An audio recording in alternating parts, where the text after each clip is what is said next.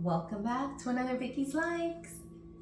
This video is a video from another video. Yes, so this video that we are going to show you is a video from the Tamiami International Orchid Festival, and we had to make one video about this segment because we met for the first time and we've known her from videos from other YouTubers. Very eloquent, very nice, very great customer service, and we finally met her, and she spoke to us for so long and so much information that we decided to make a video of Lady Vanda. We have Lady Vanda.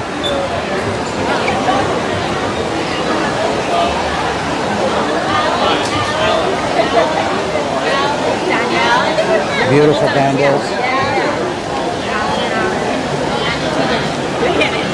Walk me through one more time. Yeah. How you doing? How you doing? Hi. This is a YouTube channel. Oh, Sergio, this is Vicky's Likes. oh, okay. My wife Vicky is charging our phone. Oh, But okay. you're not camera shy, right? No. Because we've seen you in other videos. We watched Yes. Nature Nell, Melissa, Blancas. So we finally get to meet you. Yeah, well, I had to thank cover you. your booth. Well, thank you. I Yeah, appreciate you have it. beautiful Welcome to the plants show. and you have a good reputation in the orchid community. I do try, and I try to be here to support others as well. I know that orchids may not be the most financially accessible or even regionally accessible for people, but I do want to try to make it accessible as well as information.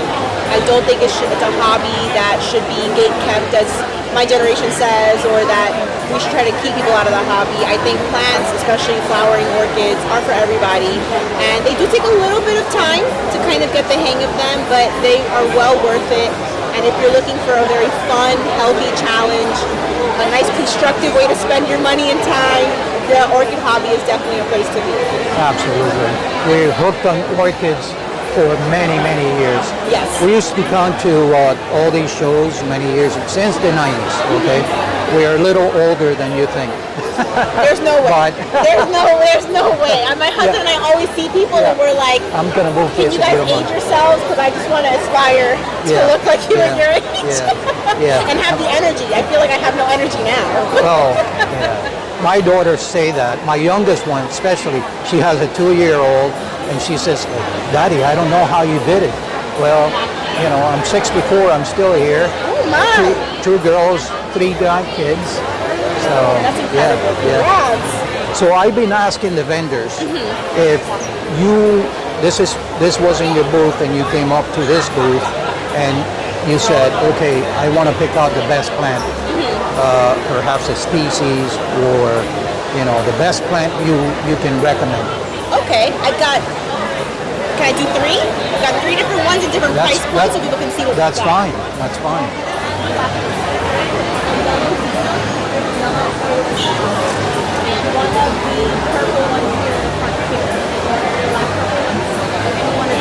I'm going to start off with this one hybrid. This is a new hybrid. It's called Tanya's Delight. I believe it's a cross between Violeta and Cerulean. So you get a lot of that pattern and tessellation and color accordingly. Beautiful plants. I think I have one not in spike left. But the color, the shape, the growth, they're very vigorous growers. Excellent plants. And these guys are pretty reasonably priced at $55. Then I have this guy. Can you bring me one in flower so I can show the flower too? Sorry, I'll grab another one in the meantime. So this has to have tessellata or Cerulean. Cerulean. Yes, Cerulean. And then I believe Violeta has tessellata in it too. Okay. So that's where you get a lot of that purple coloring as well as the tessellated pattern, those little squares. Okay. They're just absolutely stunning. And then, everything blue has cerulean. yes, yeah, exactly. And then this here, Oh, is Vanda Col Marie. Oh, okay. So extremely, extremely fragrant. Yes. It's high in Stylus gigantea. Yeah, we have one of those. Yes, and this is an AM award-winning plant. So this does Nice. have an AM from the AOS. Again, highly fragrant. This plant here, believe it or not, in its current size is probably about 9 years old. Oh. So because giganteas are quite slow growing, but this is a very mature plant. And then this here is a newer hybrid Vanda Zena. And these guys are extremely, extremely fragrant. Beautiful.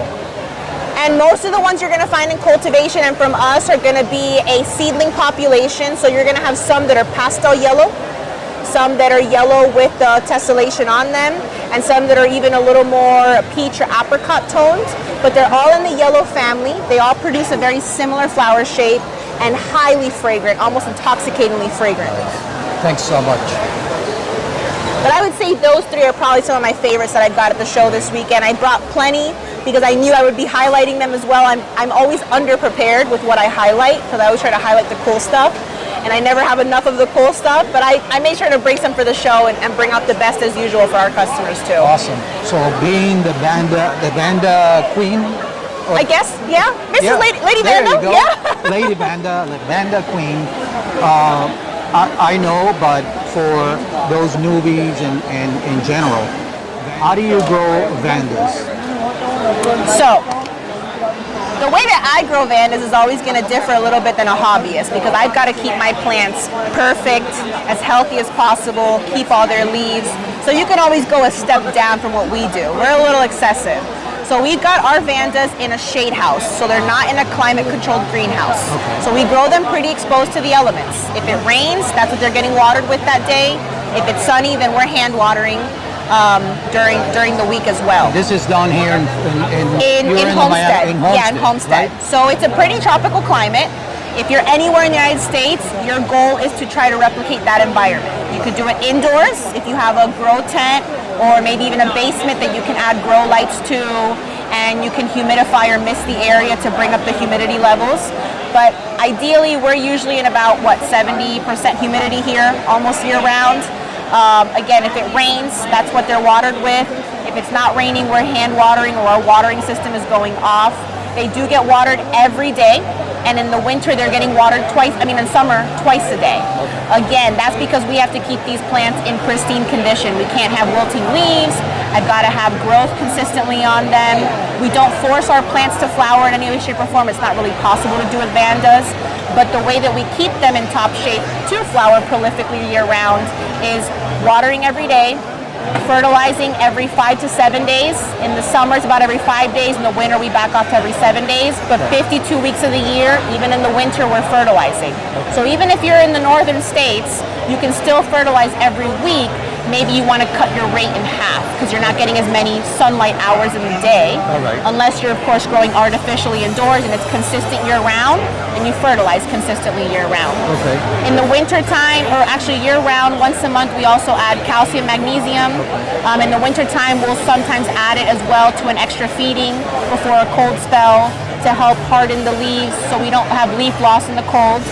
And then when we have recent divisions, seedlings that we're deflasking, or plants that we're recently importing, we will also always use a rooting supplement on them to help them grow roots and bounce back a little faster. Or what do you use? Super Thrive, KLN, or Rapid Start are the three products that we primarily work with depending on what stage the plants are in. Okay. So if you really want to grow roots on a plant for whatever reason, using a rooting supplement is really ideal. I always think it's more important to look at a root system, especially on bare root plants, because that's where you're going to have your nutrient uptake. The flower can be beautiful, but if you only have 3 roots, it's not that the plant is weak or anything like that, but it is going to take you that much more watering and work to get the plant to situate itself again and get ready for the next flowering cycle. Okay. Speaking about fertilizer, we watch all the channels. Okay, we have here on our channel, we're not like, I support all the channels. Okay. We're all in this together. And this is like being an artist. Everybody has a different take. Yes. So we watch the Orchid Newbie. She has a beautiful collection. And I got the idea from her about using dynamite. Which one? time release fertilizer. Oh, like the Osmocote, Nutricote products? Yeah, yeah. And she has it in tea bags. And I think she's on vacation. I asked her, and we got some empty tea bags. What's the amount? Do you know what amount to put in the tea bags to hang on the Vandas? Is that something you would do or not? So we personally don't do that. And the reason why I don't recommend to do that is you cannot control the level of fertilizer that they're getting. We had to move. We have a customer. Customers are more important. Thank you, I appreciate that. So when it comes to the time release fertilizers, Osmocote, Nutricote, any of those guys, if it rains or it waters for 5 minutes, then they're getting that much of a time release. Okay. And if it's raining for 30 minutes or a 3-day torrential downpour, then they're getting fertilized inconsistently, basically. Versus if you fertilize, you can control exactly how much they're getting, when they need it, and how frequently. So a combination of. I would say you could still do both. Like you could still use Osmocote and Nutricote and maybe like once a month or once every couple of weeks, maybe hit them with a hand watering and still implement your normal fertilizing routine. Okay. If you want to be as hands-off as possible, and maybe you have like an installation on your tree trunks or on your fence line, that's an excellent way to kind of keep them maintained year-round, especially in the summer months where it rains pretty consistently. They'll kind of take care of themselves during that time period, and then maybe just the other 3 or 4 months out of the year, like in the winter and early spring where it's a little drier. Not characteristic for this year, but under normal circumstances, then you would just add your hand watering with a little bit of extra nutrients. With Vandas, because they're bare root, and ideally we're watering daily, it's pretty difficult to get any sort of sunburn, or a root burn from fertilizer, or really even difficult to over-fertilize. Because unless you're fertilizing in every single watering, these guys are getting fertilized and then stripped on the next clear watering, and then they get fertilized again and then stripped again. So it's difficult to over fertilize them. So you can still do a combination of both. You don't want to add a cup of Nutricote or Osmocote. You usually need to do maybe like a 1.5-inch diameter pocket is usually enough. I think that maybe like a tablespoon or two, about that amount in a little mesh bag. Supply personnel like Ophi's Orchid Supplies, they sell the little tea bag, usually already portioned out for you even. So you could definitely check them out. They'd be able to give you like an exact dosage rate for that. That's true. All right. One more question. Growing zone. This down here is what zone it is? I believe we were just reclassified to zone 10A now, like earlier this year or end of last year, they just reclassified. So the whole heat index moved us up. We used to be like 9B, I believe, and now we're like 10A. Okay. Because we moved from Broward County last year to Central Florida. Okay. Leesburg, Orlando, Mount Dora. And it gets cold. When it gets cold, it's like 20 degrees difference. Yes. As a matter of fact, next week we're having temperatures in the 30s. Last year we had temperatures on the 20s. And so I have a growing area, we call it a greenhouse, but it's not a greenhouse. Now I have it wrapped up in plastic. Yes. And I have heaters. Okay. So what temperature is the ideal for Vandas? You think it's like 50? So ideally, the nights will not be below 55, 60 degrees. And the main reason is anything lower than that with our high humidity creates the potential for frost. And frost damage is what's going to create that pocketing that you see, and it literally looks like scars on the leaf. Sometimes it just scars the leaf and you'll see an uneven texture, and other times you'll basically freeze through the leaf axis and break off the leaf.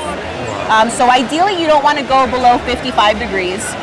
If you're going to go into like 50 to 55 for a night or two, for a couple of hours, you can generally get away with just using CalMag a couple of days before that to prepare the plants. Give them some time to absorb that, and then give them that day or two in the cooler temps. But if you're going to run to the 40s or the 30s, you really do want to bring them inside, as we call the orchid shuffle. Well, we have 300 plants, so and you can't do that, of course. So that's why we have them wrapped in plastic. Yes. And I have the heaters and the fan going. Yes. So, okay.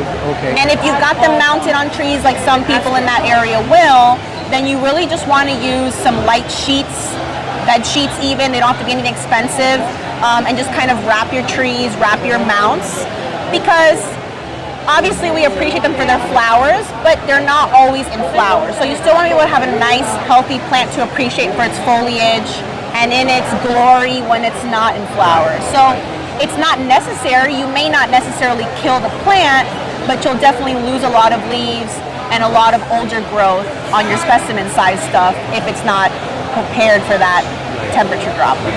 Awesome. It's been great. Again, this is the Vanda Queen. Lady I Vanda, baptized you yes. with the Vanda Queen. I literally become Lady Vanda by name, and it's funny because then we joke around with my husband, we call him Mr. Lady Vanda. So it's like our alter egos, but we've learned to answer to it, so it's pretty funny. But it works out, and we're always here to help our customers. On our website, we have a couple of care articles, so if anyone wants to revisit this information, Yes. you can always reach out Give to us us. your card. Yeah. What do we have there? That caught my eye. So, vendors at shows, Oh. we are like the worst people because you know how they say like don't take from your own supply? So we take from everybody else's supply. So we'll start really early buying, trading plants that we're gonna be getting ready for the next season. So these are actually some really large divisions of Francis foxes. And these are huge, like 8 growth divisions. I'll pull one out for you guys. So these won't be for sale for the next couple of months because I do need to acclimate them and get them rerouted. Okay. But these are huge, huge plants. Beautiful. And what is this again? Francis fox. Oh, okay. The Cattleya. Yes. Yeah. So can't see the flower too much right now, but they are a beautiful trumpet flower, Yeah. gorgeous, like orange pink sunset coloration.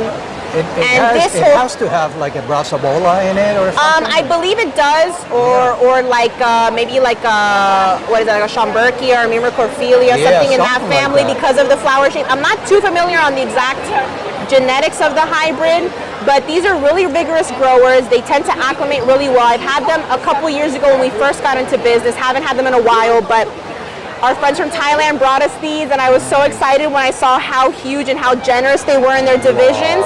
I will not be dividing these. When I get these to customers, they will remain this size. So Francis Fox in a couple of months to add to your collection, and I would be honored if you guys took these home in a few months. All right. Thanks so much again. Thank you I know so have much. Customers. I appreciate it. We'll keep going around. Sure, if you guys have any more questions, we're here. I gave you a card, right? Yes, and before you forget your equipment, Thanks so much.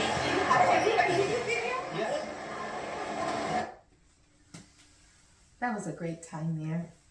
Awesome, Yes. awesome meeting, Serena. We thank you and your husband and your son Yes. for a great time. Very nice meeting you guys, and we'll see you again. Yes, You we know, will. We will. So, With that said, thank you all subscribers. If you haven't subscribed yet, please do so. It helps the channel out. Also leave a like, a comment, and always remember to click that little bell so you'll be reminded every time that we upload a new video. And like always, thank you all and have a great day. And remember, Vicky's likes. and this is the month of love. Yes. Guess what? This is Valentine's month And wedding anniversary. Yes, my favorite number. Let's see if anyone, did I ever mention it in another video or something? We'll see you again Bye. in the next video. Bye.